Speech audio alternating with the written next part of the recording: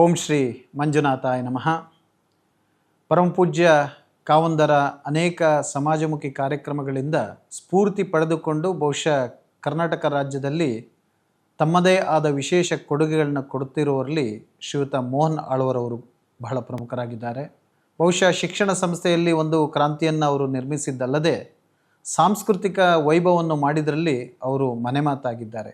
ಬಹುಶಃ ಆಳ್ವ ನುಡಿಸಿರಿಯ ಒಂದು ಪರಂಪರೆ ವಿದ್ಯಾರ್ಥಿಯ ಜೀವನದಲ್ಲಿ ವಿದ್ಯಾರ್ಥಿಗಳಿಂದಲೂ ಎಂಥ ಒಂದು ಸಾಂಸ್ಕೃತಿಕ ಪ್ರತಿಭೆಗಳನ್ನ ಮೂಡಿಸಬಹುದು ಅನ್ನುವುದನ್ನು ದಾಖಲಿತವಾಗಿ ತೋರಿಸಿಕೊಟ್ಟವರು ಶ್ರೀಯುತ ಮೋಹನ್ ಆಳ್ವರವರು.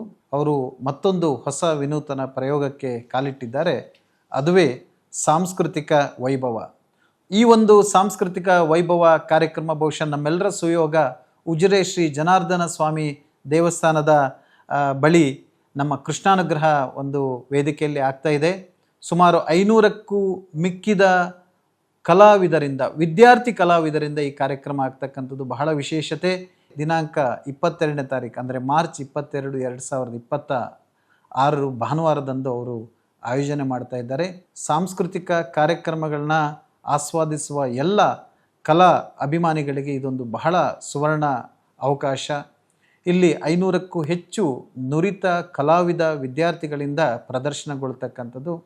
ವಿಶೇಷ ಏನಂದರೆ ಕಲೆ ಸಾಹಿತ್ಯಕ್ಕೆ ಬಹಳಷ್ಟು ಕೊಡುಗೆ ನೀಡಿದ ನಮ್ಮ ಬಹಳ ಶ್ರೇಷ್ಠ ವ್ಯಕ್ತಿಗಳು ಶ್ರೀಯುತ ಯಶೋವರ್ಮರವರು, ಡಾಕ್ಟರ್ ಯಶೋವರ್ಮ ಸರ್ ಅವರು, ಹಾಗೆಯೇ ಪ್ರೊಫೆಸರ್ ಪ್ರಭಾಕರ್ ಸರ್ ಅವರು.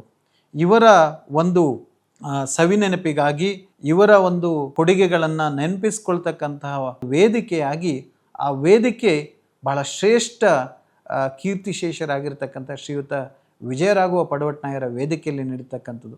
ಬಹುಶಃ ಈ 3 ರತ್ನಗಳು ಕಲೆ, ಸಾಹಿತ್ಯ, ಸಮಾಜಮುಖಿ ಸೇವೆಗಳಲ್ಲಿ ನಮಗೆಲ್ಲರಿಗೂ ಮಾದರಿಯಾಗಿರ್ತಕ್ಕಂಥವರು.